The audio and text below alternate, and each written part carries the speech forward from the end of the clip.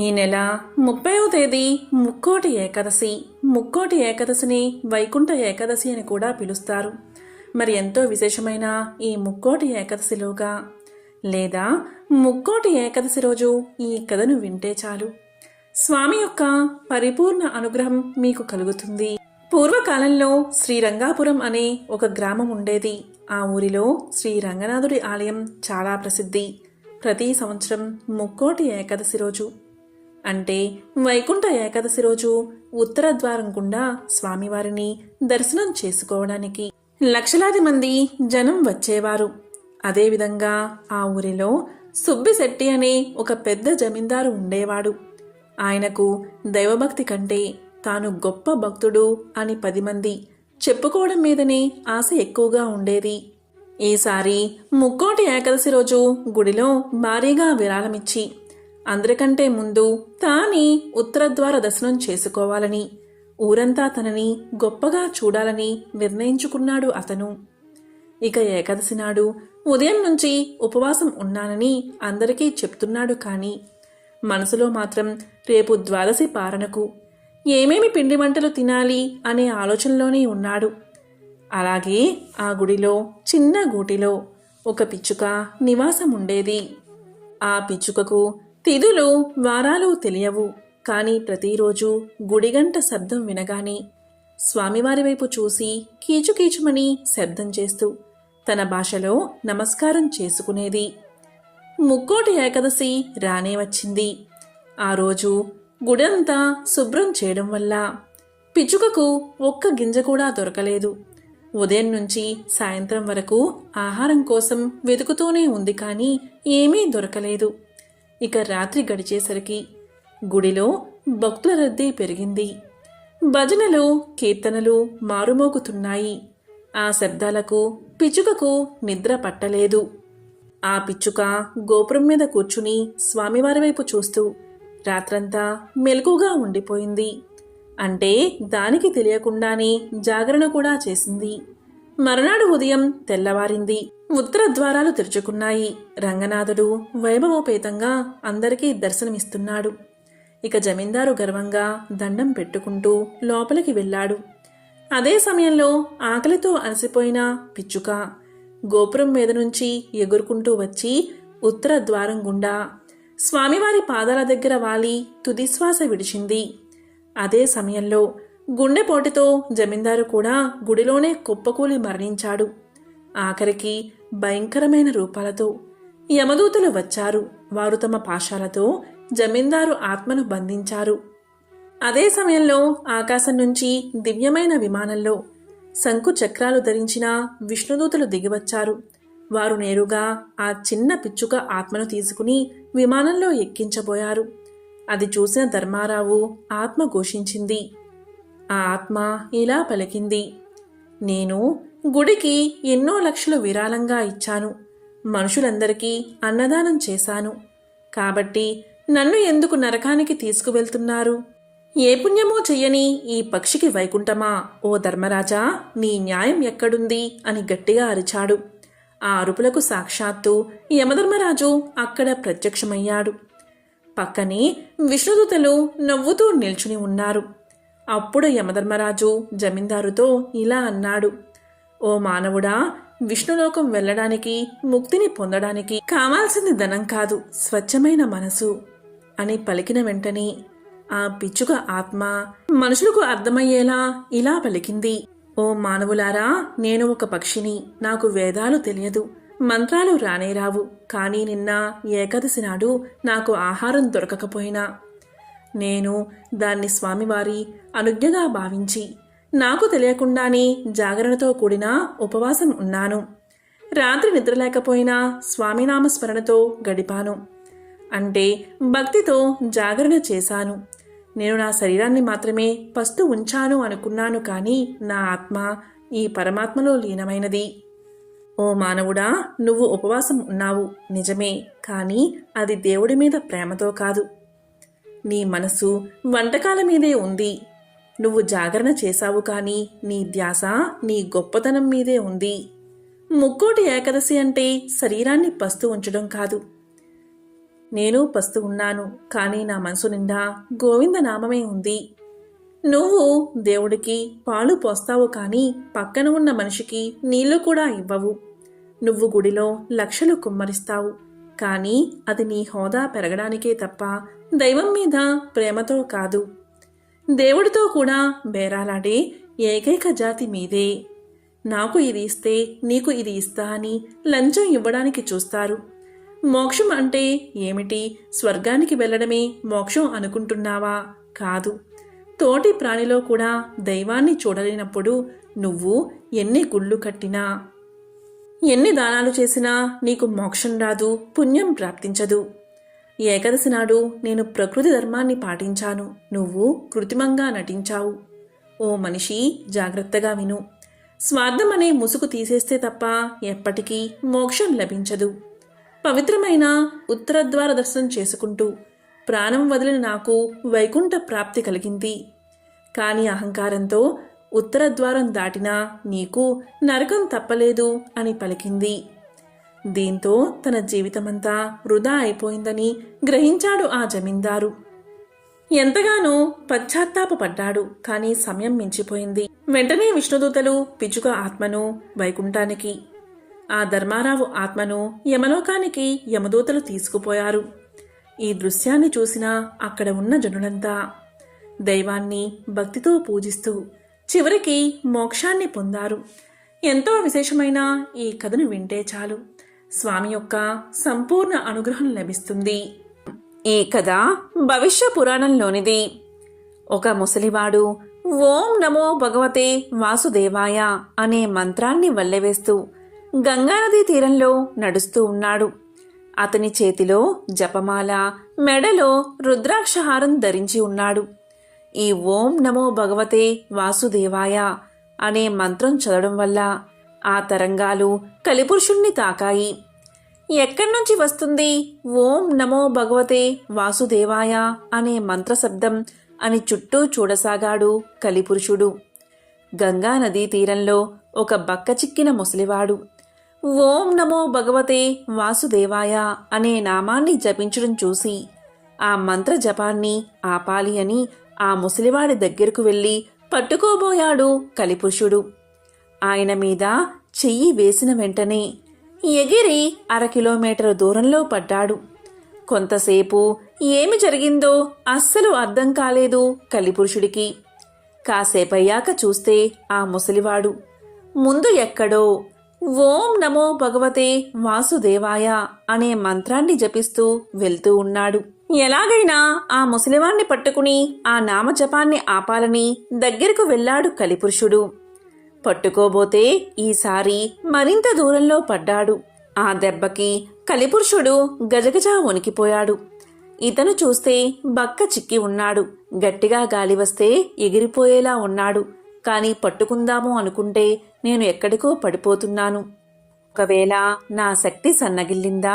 కలియుగం ఆరంభంలో కృష్ణుడి వల్ల నా రాక ఆలస్యమైంది. ఇదేమైనా శ్రీకృష్ణుడి మాయా ప్రభావమా? అసలు ఇంతకీ ఆ ముసలివాడు ఎవడు? శివుడా లేక విష్ణువా అనుకుంటూ ఉండగా అటుగా వెళ్తున్న వేదవ్యాసుడు కనిపించాడు కలిపురుషుడికి. కలిపురుషుడు వెంటనే వ్యాసుడు దగ్గరికి వెళ్లి, ఓ మహానుభావా, సమయానికి వచ్చారు, నా సందేహాన్ని నివృత్తి చెయ్యండి అని కోరాడు. దానికి వేదవ్యాసుడు నవ్వి, ఇది నీ రాజ్యం, ఈ కలికాలం నీది, నీకే సందేహమా? ఇక్కడ ఏ ఇద్దరిని సక్రమంగా ఉండనివ్వవు. ఎవరైనా కలిసున్నారంటే కళ్ళల్లో నిప్పులు పోసుకుంటావు. ఇలాంటి నీకు నా అవసరం ఏముంటుంది? ఇంతకీ నువ్వు కుశలమే కదా అని అడిగాడు వేదవ్యాసుడు. దానికి కలిపురుషుడు ఇలా సమాధానం చెప్పాడు. కుశలమే మహానుభావా, నా రాజ్యంలో నేను కాక నువ్వైతే పాలించవు కదా. అదిగో ఆ దూరంగా వెళ్తున్నాడే ఆ ముసలివాడు ఎవరు? ఆయన్ని పట్టుకోబోతే నా బలం సరిపోవడం లేదు. ఇదసలు నా రాజ్యమేనా, లేక మీరందరూ కలిసి నన్ను మాయ చేస్తున్నారా? చెప్పండి అని వేడుకున్నాడు. దీనికి వేదవ్యాసుడు నవ్వి, ఓహో, అదా నీ సందేహం, అర్థమైంది. ఆయన పరమ విష్ణు భక్తుడు. ఆయన జపించే నామం వల్ల విష్ణుశక్తి ఉత్పన్నమై నిన్ను దగ్గరికి రానివ్వడం లేదు. పట్టుకోవాలని ప్రయత్నించావా? విష్ణువు నిన్ను నాశనం చేసి కలియుగాన్నే లేకుండా చేస్తాడు. త్రికరణ శుద్ధిగా నిత్యము ఓం నమో భగవతే వాసుదేవాయ అనే నామాన్ని ఎవరు పఠిస్తూ ఉంటారో వారిని నువ్వు కనీసం తాకను కూడా తాకలేవు. కనుక ఓం నమో భగవతే వాసుదేవాయ ఈ మంత్రాన్ని ప్రజలు పట్టుకునే లోపే నువ్వే పట్టుకో, లేదంటే నీ రాజ్యంలో నువ్వు ఉండలేవు అని చెప్పి వెళ్ళిపోయాడు వేదవ్యాసుడు. అంతటి శక్తివంతమైన మంత్రం ఓం నమో భగవతే వాసుదేవాయ. నారాయణ నారాయణ అంటూ నిరంతరం నారాయణ మంత్రం జపించే నారద మహర్షికి ఒకరోజు ఒక సందేహం వచ్చింది. నేను ప్రతిరోజు ఈ మంత్రాన్ని జపిస్తున్నాను, మరి ఈ మంత్రం గొప్పతనం ఏమిటా అనే సందేహం నారదుడికి వచ్చింది. ఆ సందేహాన్ని నివృత్తి చేసుకోవడానికి మహావిష్ణువు దర్శనం కోసం వైకుంఠానికి వెళ్ళి స్వామితో ఇలా పలికాడు. స్వామి, నేను నిత్యం నిరంతరం నారాయణ అని స్మరిస్తున్నాను, కాబట్టి నీ నామ మంత్రం మహిమను తెలిపి నా సందేహాన్ని తీర్చు అన్నాడు. అప్పుడు శ్రీ మహావిష్ణువు ఇలా పలికాడు. చూడు నారదా, భూలోకంలో ఒకచోట ఒక కొమ్మపై పక్షిని చూపించి, నారదా ఆ పక్షిని అడుగు, అదే చెప్తుంది అన్నాడు. అది విన్న నారదుడు, స్వామి ఏంటి భూలోకంలో ఉన్న పక్షిని అడగమంటున్నారు? ఇంత పెద్ద ప్రశ్నకు సమాధానం అంత చిన్న పక్షి ఎలా చెప్తుంది అని మనసులో అనుకుని భూలోకంలో చెట్టుపై ఉన్న చిన్న పక్షి దగ్గరకు వెళ్ళి ఆ పక్షితో ఇలా అన్నాడు.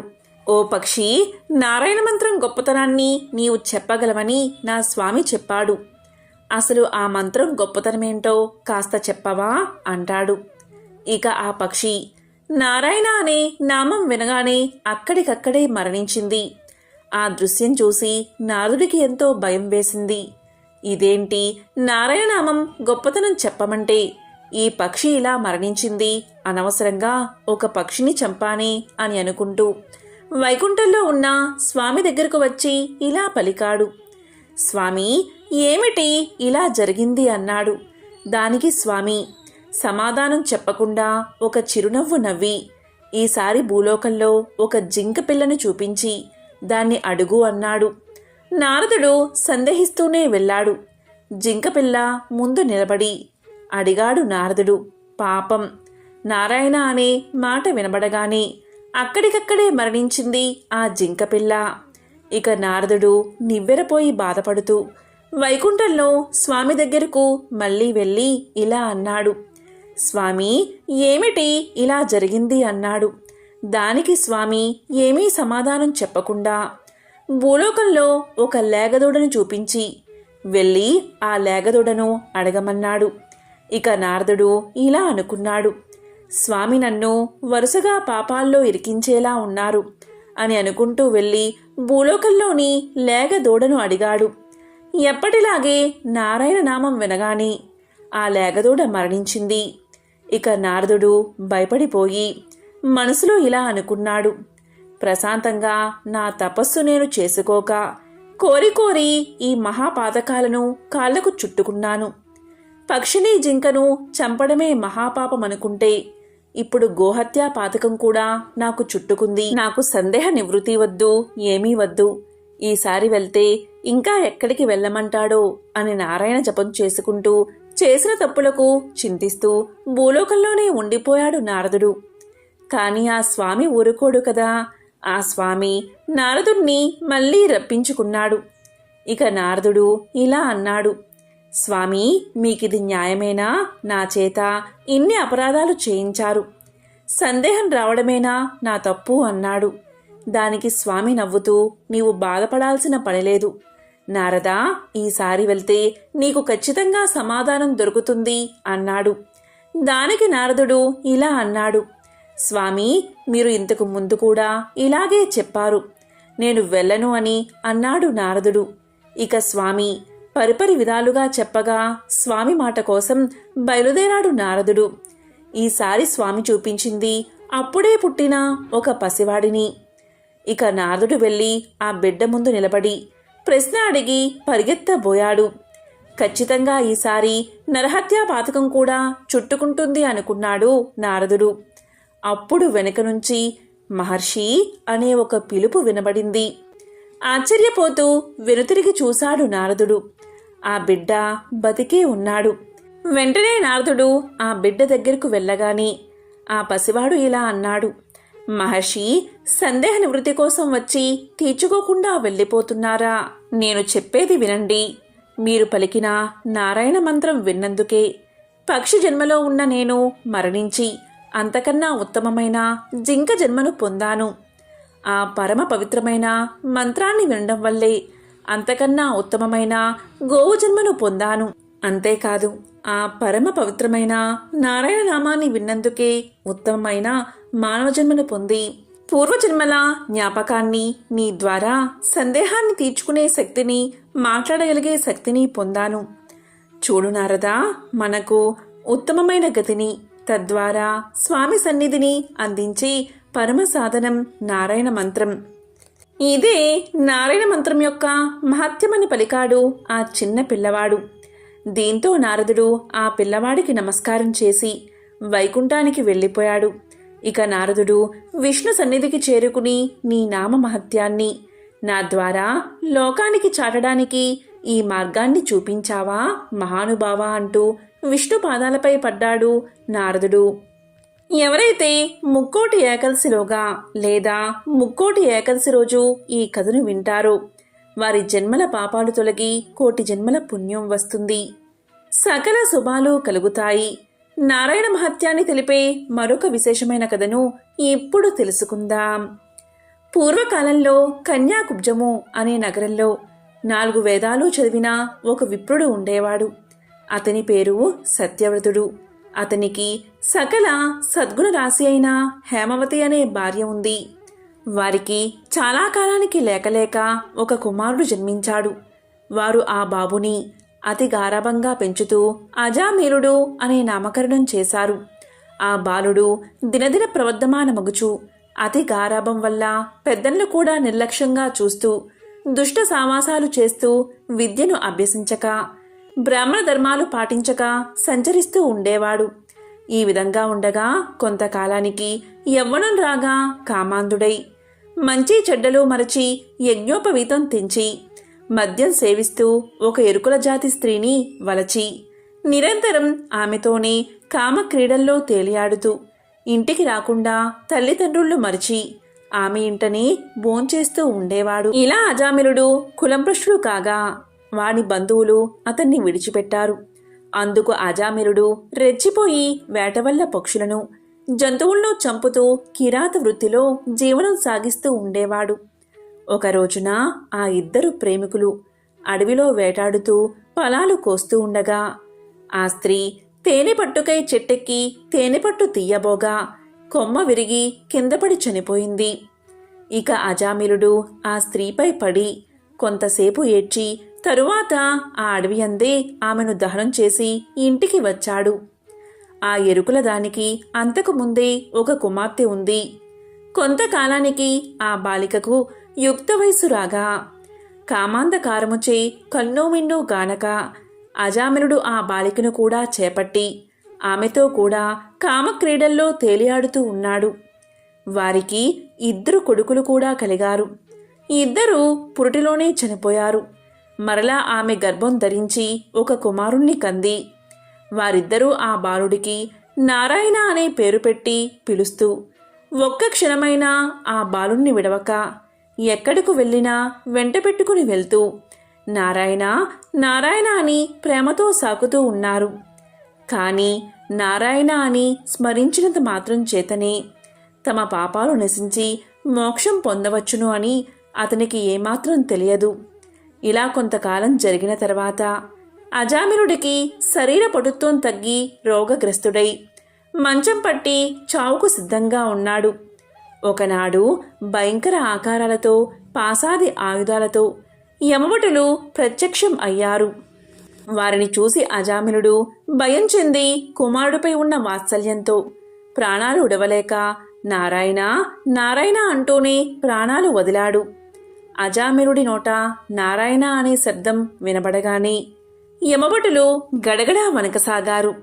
అదే వేళకు దివ్య మంగళాకారులు శంఖచక్ర గదాదారులు అయిన శ్రీమన్నారాయణుడి దూతలు విమానంలో అక్కడికి వచ్చి, ఓ ఎంబటులారా, వీడు మావాడు, మేము వీడిని వైకుంఠానికి తీసుకుని పోవడానికి వచ్చాము అని చెప్పి అజామిరుణ్ణి విమానమెక్కించి తీసుకుపోతూ ఉండగా యమదూతలు ఇలా పలికారు, అయ్యా మీరెవరు?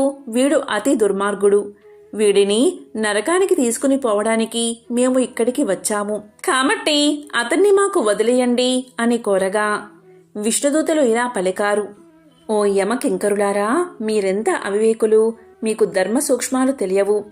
ధర్మ సూక్ష్మాలు ఎలాంటివో చెప్తాము వినండి. సజ్జనులతో సహవాసం చేసేవారు, జప దానధర్మాలు చేసేవారు, అన్నదానం, కన్యాదానం, గోదానం, సాలగ్రామ దానం చేసేవారు, అనాథ ప్రేత సంస్కారాలు చేసేవారు, తులసీవనం పెంచేవారు, తటాకాలు తవ్వించేవారు, సదా హరినామస్మరణ చేసేవారు, మరణకాలమందు నారాయణ అని శ్రీహరిని తెలిసి కాని తెలియక కాని మరే రూపమున కాని స్మరణ చేసినవారు పుణ్యాత్ములు.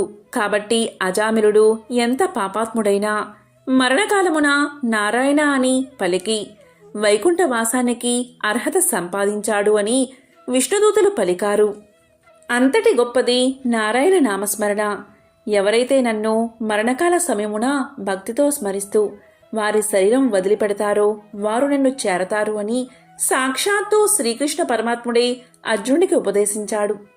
కాని ఆ సమయంలో భగవన్నామ స్మరణ చేయడం అనుకున్నంత సులువేం కాదు. బతికి ఉన్ననాళ్ళు భగవన్నామ స్మరణ చేయక ఆయన గురించిన జ్ఞానాన్ని తెలుసుకోలేక అజ్ఞానంలో ఉంటాము. వెంటనే ఒక్కసారి భగవన్నామస్మరణ ఎలా వస్తుంది? కాబట్టి వీలైనంత వరకు భగవన్నామస్మరణ చేస్తే ఆ స్వామి యొక్క అనుగ్రహం మనకు దక్కుతుంది. ఓం నమో నారాయణాయ.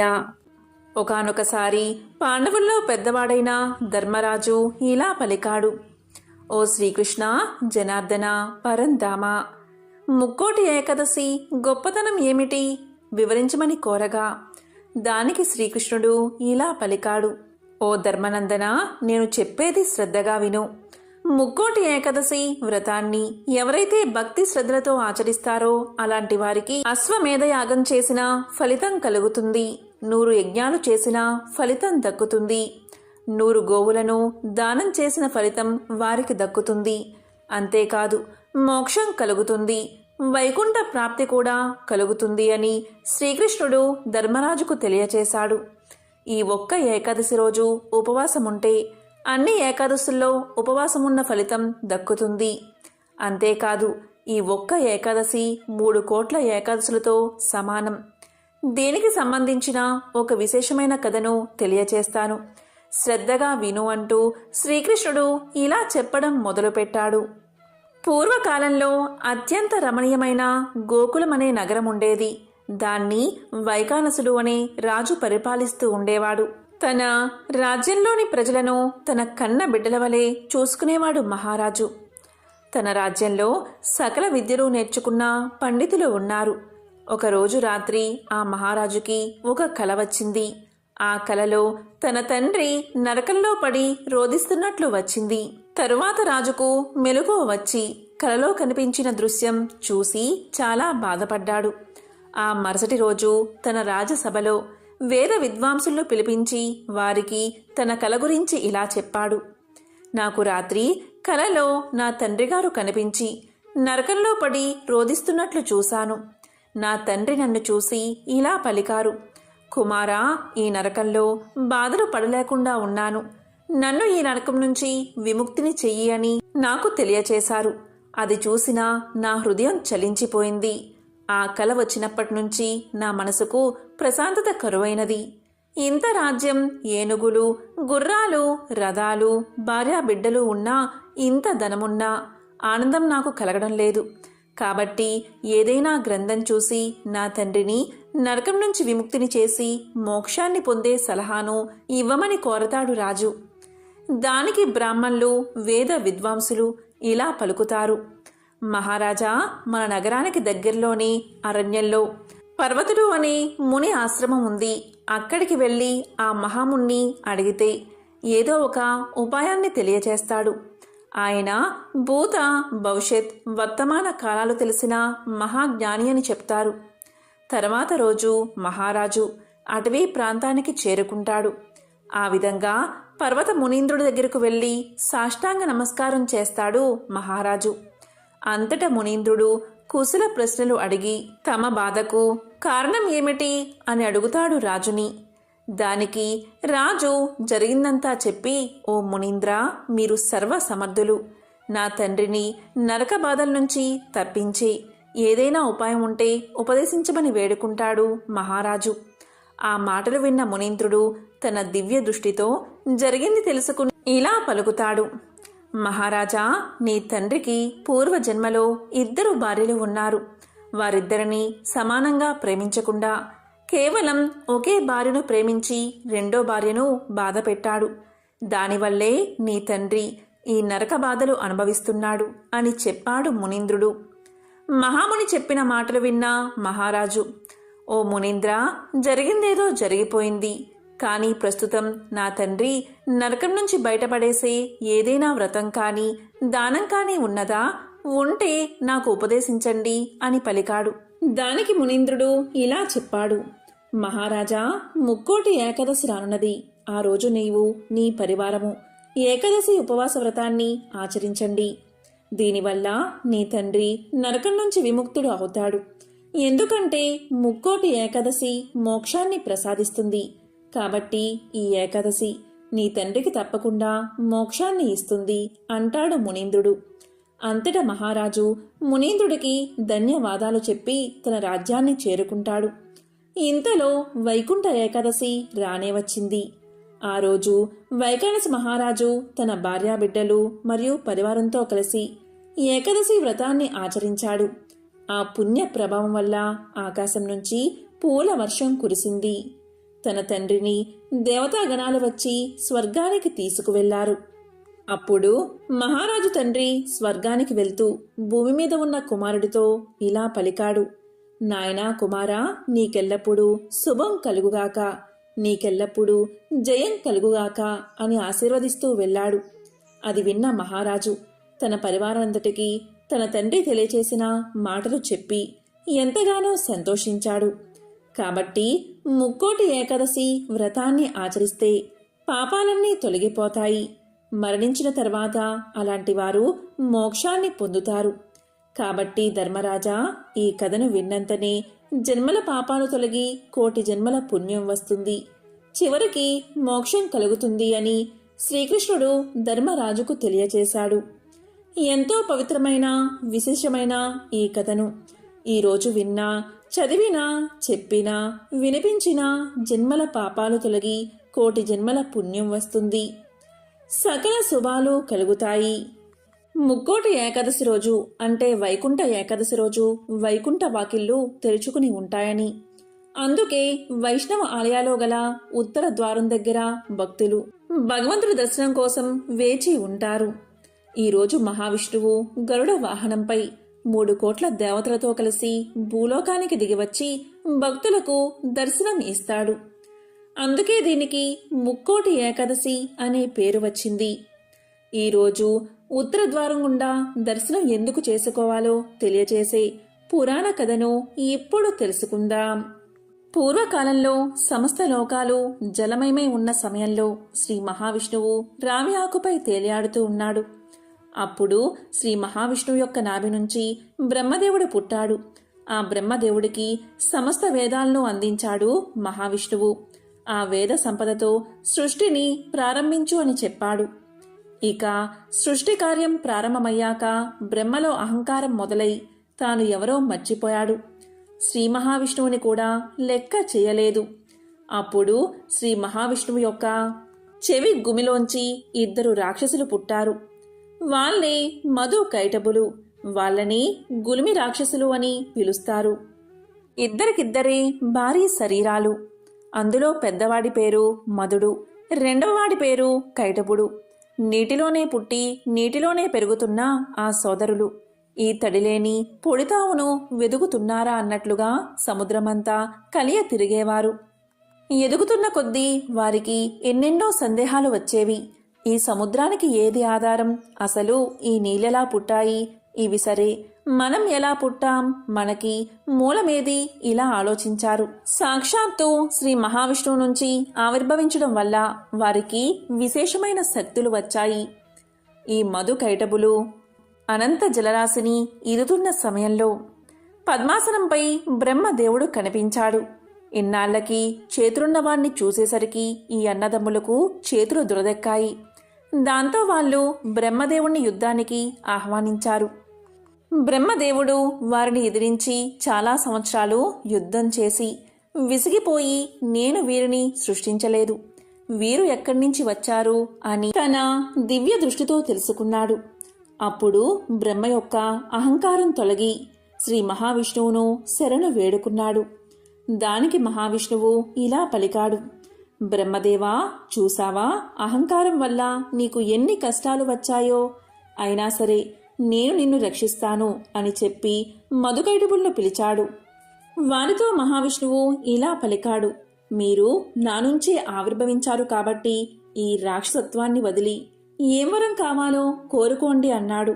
అప్పుడు మధుకైటబులు, నీవు మాకు వరం ఇవ్వడమేమిటి? మేమే నీకు వరాన్ని ఇస్తాము, కోరుకో అన్నారు. అప్పుడు వారి అహంకారం చూసి మహావిష్ణువు, అయితే నేను కోరుకుంటున్నాను, మీరు నా చేతిలో చనిపోండి అని అన్నాడు. దానికి మధు ఇలా పలికాడు: సరే, మేము నీ చేతిలో మరణిస్తాము, కానీ నీవు మాతో ద్వంద్వ యుద్ధం చెయ్యాలి అన్నాడు. దానికి శ్రీ మహావిష్ణువు అంగీకరించాడు. ఎటువంటి అస్త్రశస్త్రాలు లేకుండా చేతులతో పిడిగుద్దులతో వారి మధ్య యుద్ధం సాగింది. అలా వారు శ్రీ మహావిష్ణువు యొక్క స్పర్శ తగిలి ఎంతో ఆనందాన్ని పొందారు.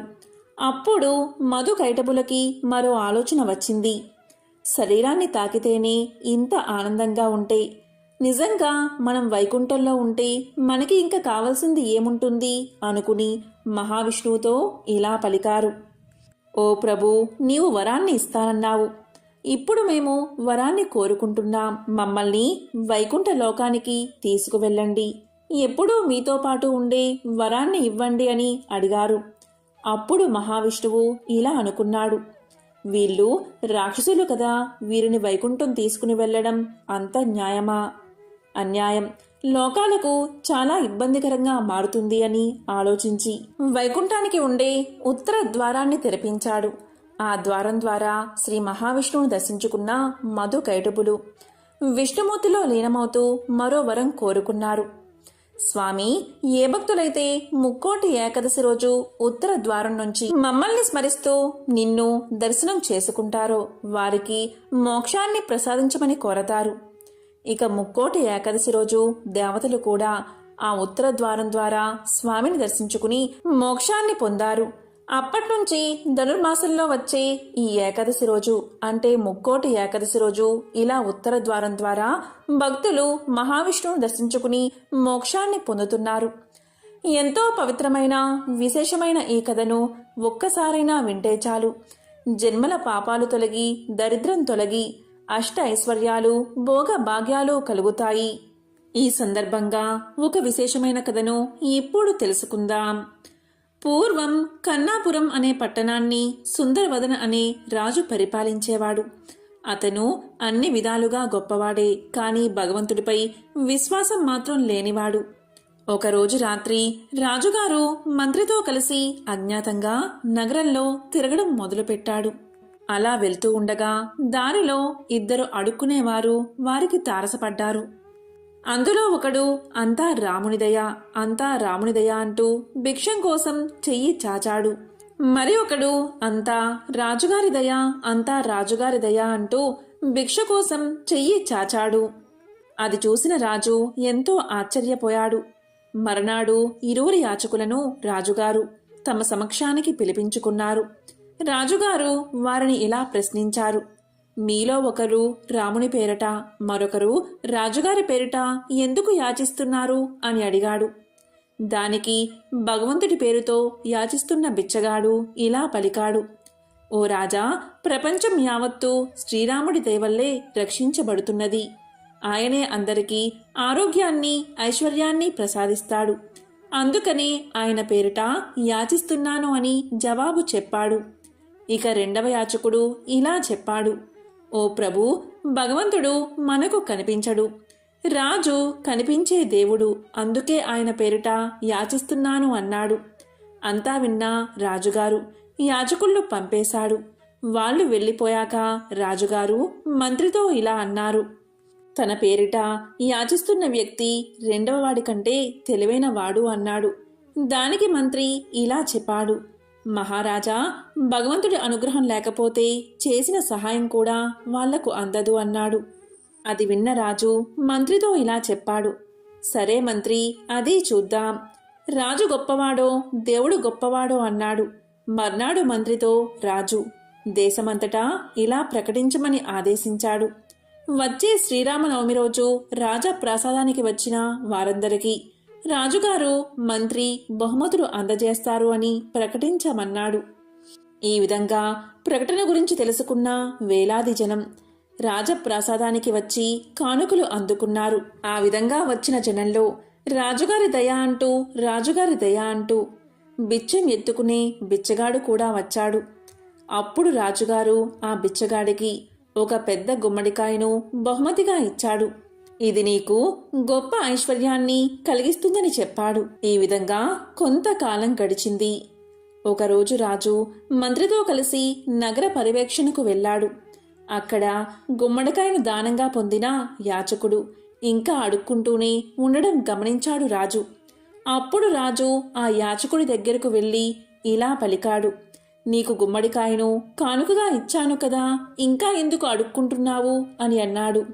దానికి ఆ యాచకుడు ఇలా పలికాడు, ఓ రాజా, నేను 2 వెండి నాణాల కోసం గుమ్మడికాయను వేరొకరికి అమ్మేశాను. ఆ 2 వెండి నాణాలు ఎంతకాలం వస్తాయి, అందుకని తిరిగి అడుక్కోవడం తప్పడం లేదు అని సమాధానం చెప్పాడు. ఆ సమాధానానికి రాజు ఆ యాచకుణ్ణి మందరించి ఇలా పలికాడు, ఓరి మూర్ఖుడా, రత్నాలు మాణిక్యాలు ఆ గుమ్మడి పండులో పెట్టి నీకు ఇచ్చాను. నీవు దాన్ని తీసుకుంటే గొప్ప ఐశ్వర్యవంతుడివి అయ్యేవాడివి అన్నాడు. దానికి ఆ యాచకుడు ఎంతో బాధపడ్డాడు. ఇక రాజు తన భవనానికి తిరిగి వస్తూ ఉండగా రాజుకి వారి పరివారానికి ఒక పల్లకి కనిపించింది. భగవంతుని పేరిట అని యాచించిన బిచ్చగాడు అందులో కూర్చుని ఉన్నాడు. అలా పల్లకిలో కూర్చున్న అతన్ని రాజుగారు పిలిపించారు. స్వల్పకాలంలోనే తాను ఎలా ఐశ్వర్యవంతుడు అయ్యాడో తెలపమని అతన్ని రాజు ప్రశ్నించాడు. దానికి అతను ఇలా చెప్పసాగాడు, ఓ రాజా, ఇదంతా ఆ శ్రీరామచంద్రుని కరుణే. నా తండ్రి ఆబ్దకానికి బ్రాహ్మణుడికి అన్నదానం చెయ్యాల్సి వచ్చింది. ఒక యాచకుడి నుంచి గుమ్మడికాయను నేను కొన్నాను. దాన్ని ఇంటికి తీసుకెళ్లి కోసేసరికి దాని నిండా బంగారు నాణాలు, రత్నాలు, ముత్యాలు చూసి నేను ఆశ్చర్యపోయాను. ఆ శ్రీరామచంద్రుడే నాకు ప్రసాదించాడు అనుకుని ఒక పెద్ద మొత్తానికి వాటిని అమ్మేశాను. దానివల్లే ఇలా ధనవంతుణ్ణి అయ్యానని చెప్పాడు అతను. అప్పుడు రాజుగారికి తెలిసి వచ్చింది, భగవంతుడి అనుగ్రహంతోనే ప్రపంచంలో ఏ వ్యక్తి అయినా రాణించగలిగేది. మనం ఎంత కష్టపడినా భగవంతుని కరుణ కూడా మనపై ఉంటేనే విజయం వరిస్తుంది. అందుకే సర్వదా భగవంతుణ్ణి అర్చన చేస్తూ దేవుణ్ణి నమ్ముతూ మన పని మనం చేసుకుంటూ పోతే విజయం తానంతట అదే వస్తుంది అని తెలుసుకున్న రాజు ఆ రోజు నుంచి భగవంతుణ్ణి పూజించడం మొదలు పెట్టాడు. ఎంతో పవిత్రమైన విశేషమైన ఈ కథను విన్నవారికి సకల శుభాలు కలుగుతాయి. ఒక ఊరిలో ఒక ధనవంతుడు ఉండేవాడు. అతను మహావిష్ణువు యొక్క భక్తుడు. విష్ణుపై ఉన్న అచంచలమైన భక్తితో తన ఇంటి ఆవరణలోనే ఒక మందిరాన్ని కట్టించాడు. అందులో సుందరమైన విష్ణు విగ్రహాన్ని ప్రతిష్ఠించి విగ్రహానికి షోడశోపచారాలతో పూజలు చేయసాగాడు. చక్కని రుచికరమైన నైవేద్యాలు, నేతి దీపాలు, పరిమళాల ధూపాలతో అత్యంత వైభవంగా విష్ణువును పూజించసాగాడు. అతనికి అనుకోకుండా వ్యాపారంలో నష్టం వచ్చింది. అప్పుడు ఎవరో ఇలా సలహా ఇచ్చారు, విష్ణువు సంపద ప్రదాత కాదు.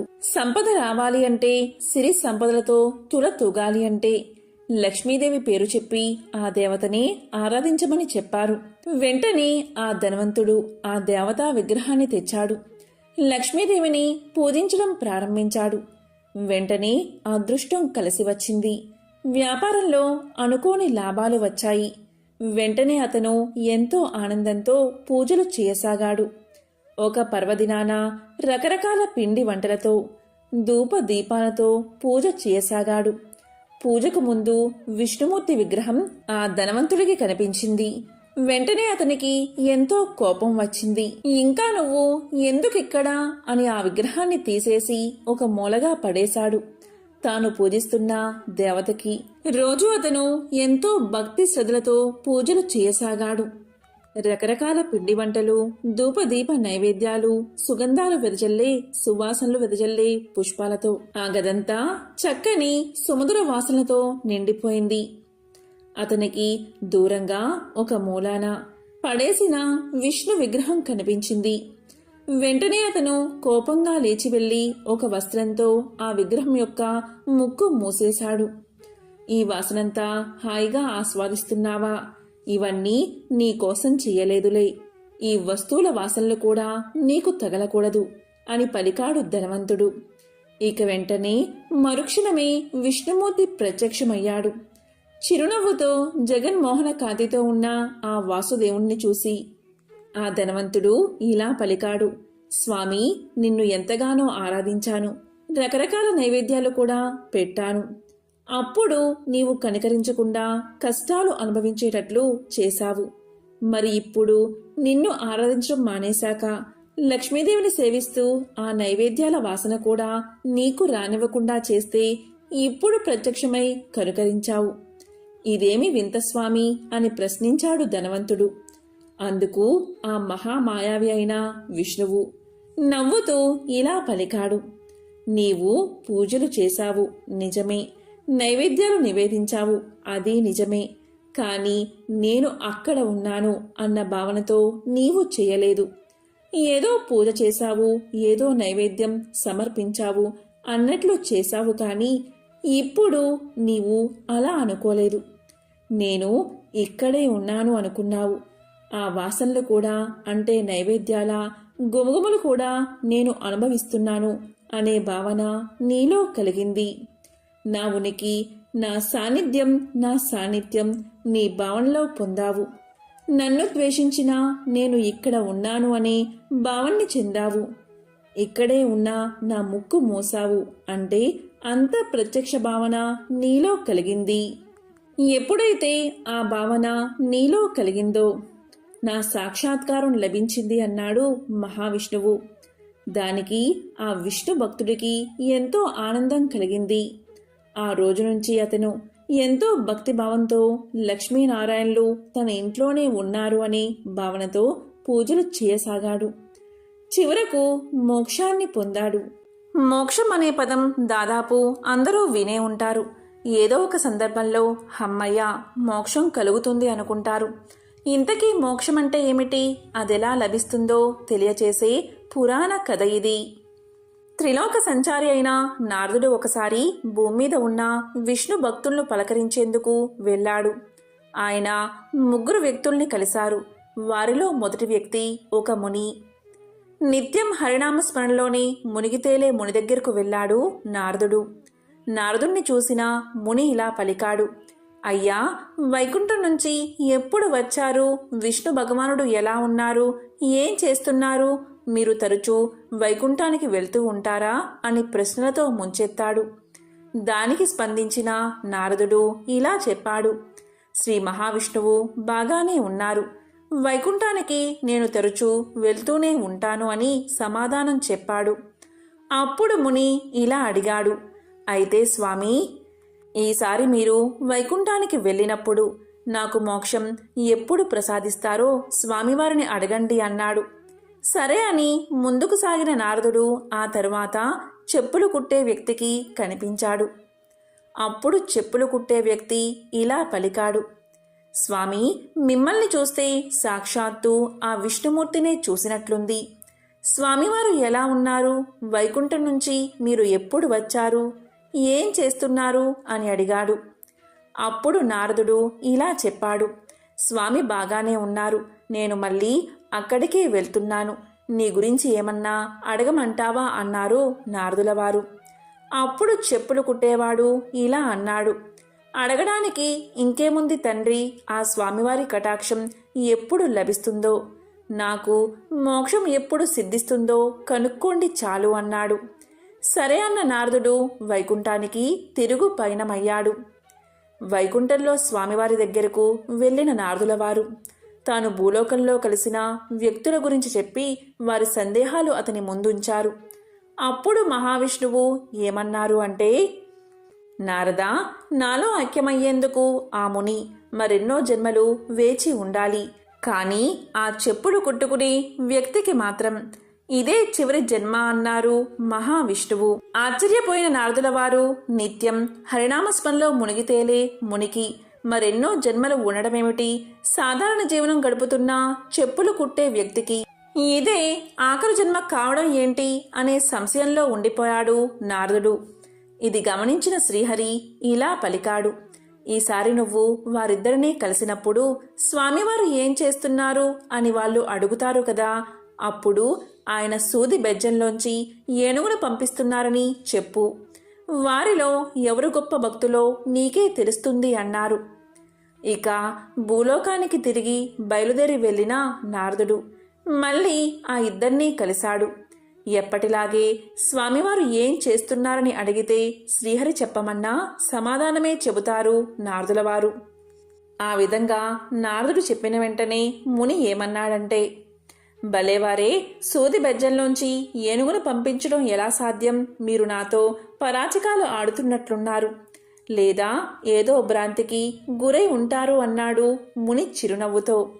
కానీ చెప్పులు కుట్టే వ్యక్తి ఇలా అంటాడు, మంచిది మంచిది, స్వామివారు తలుచుకుంటే సాధ్యం కానిది ఏముంటుంది అన్నాడు. స్వామివారు ఎంత గొప్పవారైతే మాత్రం అంత అసాధ్యమైన కార్యాన్ని చేయగలరని నువ్వు నమ్ముతున్నావా అని అడుగుతాడు నారదుడు. దానికి చెప్పులు కుట్టుకునే వ్యక్తి ఇలా చెప్తాడు, నారదా, భలేవారే, భగవంతుడికి అసాధ్యమంటూ ఏముంటుంది? ఇదిగో ఈ మర్రి పండును చూడండి. ఈ మర్రి పండులో వేల గింజలు ఉన్నాయి కదా, ఆ గింజలన్నీ మళ్ళీ మర్రి చెట్లుగా మారతాయి కదా. పోనీ అక్కడితో ఆగుతుందా? ఆ మర్రి చెట్టు ఊడలు కిందకి దిగి విశాలమైన వనంగా మారుతుంది. ఇంత చిన్న పండులో అన్ని మహావృక్షాలు ఇమిడి ఉన్నప్పుడు స్వామివారు చేసిన దానిలో ఆశ్చర్యం ఏముంది? సృష్టిలో ఇలాంటి అద్భుతాలన్నీ ఆయనకి సాధ్యమే కదా అన్నాడు చెప్పులు కుట్టుకునే వ్యక్తి. పైకి ఎంతో సాధారణంగా కనిపించి ఆ భక్తుడి మనసులో భగవంతుని పట్ల ఉన్న విశ్వాసం ఎంత బలమైనదో నారదుల వారికి అప్పుడు అర్థమైంది. మోక్షం చెప్పులు కుట్టే వ్యక్తికి ఎందుకు ముందుగా వస్తుందో నారదుడికి తెలిసింది. ఎంతో పవిత్రమైన విశేషమైన ఈ కథను ఈరోజు విన్నా, చదివినా, చెప్పినా, వినిపించినా సకల శుభాలు కలుగుతాయి. జన్మల దోషాలు తొలగి కోటి జన్మల పుణ్యం వస్తుంది. వైకుంఠ ఏకాదశి రోజున ప్రతి ఒక్కరూ బ్రాహ్మీ ముహూర్తంలోనే నిద్రలేచి స్నానాదులు పూర్తి చేసుకోవాలి. భక్తి శ్రద్ధలతో వైష్ణవ ఆలయాలు దర్శించాలి. ముఖ్యంగా మహావిష్ణువును ఉత్తర ద్వారం ద్వారా దర్శించుకుంటే ఆయన అనుగ్రహంతో పాటు శుభాలు కలుగుతాయి. ఈరోజు విష్ణు సహస్రనామ పారాయణం చేస్తే సమస్త పాపాలు తొలగి భగవంతుడి అనుగ్రహం కలుగుతుంది. ఈరోజు ఉపవాసముండి ఎవరైతే మహావిష్ణువును ఆరాధిస్తారో, ఉత్తర ద్వారా దర్శనం చేసుకుని విష్ణు సహస్రనామ పారాయణం చేస్తారో వారికి దైవానుగ్రహం కలిగి మోక్షానికి మార్గం ఏర్పడుతుంది. ఈ మార్గశిర శుక్లపక్ష ఏకాదశి రోజున ఉపవాసముండి దామోదర సహిత తులసీమాతను కల్పోక్త ప్రకారంగా పూజించాలి. ఏకాదశి వ్రతం నిష్ఠగా ఆచరించే వారికి జ్ఞానం కలుగుతుంది. ఈ ముక్కోటి ఏకాదశి రోజు సత్యనారాయణ స్వామి వ్రతాన్ని ఆచరించితే విశేషమైన ఫలితం కలుగుతుంది. ఈ ఏకాదశి తిథి యమప్రీతి, ద్వాదశి తిథి విష్ణు ప్రీతి అని శాస్త్రవచనం. భగవద్గీతలో కృష్ణ పరమాత్ముడు వారాలలో భానువారం, తిథుల్లో ఏకాదశి తిథి నేనే అని చెప్పాడు. ఈరోజు ఉపవాసం ఉండేవారు ఎట్టి పరిస్థితుల్లోనూ భోజనం చేయకూడదు. పళ్ళు, పాలు తీసుకోవచ్చు, తులసి తీర్థం తీసుకోవచ్చు. ఈరోజు వ్రతం ఆచరించాలి అనుకుంటే పరిశుద్ధమైన మనోభావంతో ఉండాలి. మనసులో ఎటువంటి ఆందోళనలు పెట్టుకోకూడదు. మనసులో శ్రీ మహావిష్ణువుని ధ్యానిస్తూ ఓం నమో నారాయణాయ అనే మంత్రాన్ని జపిస్తూ ఉండాలి. ఈరోజు మద్యపానం, మాంసాహారం దూరంగా పెట్టాలి. స్త్రీ సాంగత్యం పనికిరాదు. ఎవరితోనూ దుర్భాషలు ఆడకూడదు. ఈరోజు గోవు కనిపిస్తే దాన్ని తరిమేయకుండా అన్నదానం, నీటి దానం చెయ్యండి. గోవుకు ఎలాంటి హాని కలిగించకండి. ఈరోజు ఎలాంటి పరిస్థితిలోనూ అసత్యం ఆడకూడదు. పేదవారికి వస్త్రదానం, బ్రాహ్మణుడికి గోదానం, ఆపన్నులకు అన్నదానం చెయ్యండి. కాబట్టి ఎంతో పవిత్రమైన, విశేషమైన ఈ ముక్కోటి ఏకాదశి రోజు ఈ కథలను వింటే చాలు ఆ ముక్కోటి దేవతల అనుగ్రహంతో పాటు లక్ష్మీనారాయణుల అనుగ్రహం, శివ పార్వతుల అనుగ్రహం మీకు లభిస్తుంది. సకల శుభాలు కలుగుతాయి. ఓం నమో నారాయణాయ. ఓం శ్రీ మహాలక్ష్మియే నమః. ఓం నమః శివాయ.